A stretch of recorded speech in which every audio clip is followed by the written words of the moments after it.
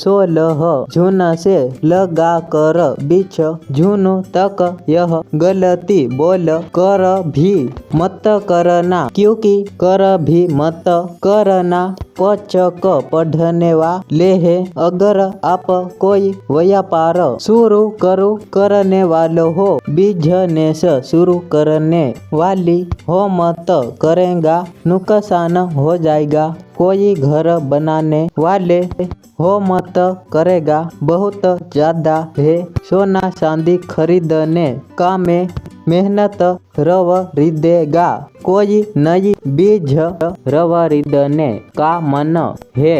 कोई चीज घर में लाने का मन है, कोई कभी नया कम करने का मन है। नया कपड़ा नवरिदने कामिन है, इन सारी चीजों से दूरी बना ले मात्र 5 दिनों तक, क्योंकि यह समय बहुत ही अशुभ समय है। 16 झुन से लगा कर बीच झुन तक यह गलती बोल कर भी मत करना, क्योंकि कर भी मत करना पचक पढ़ने वाले है। अगर आप कोई व्यापार शुरू करो करने वाले हो, बिजनेस शुरू करने वाली हो मत करेगा, नुकसान हो जाएगा। कोई घर बनाने वाले हो मत करेगा, बहुत ज्यादा है। सोना चांदी खरीदने का में मेहनत रवरिदेगा,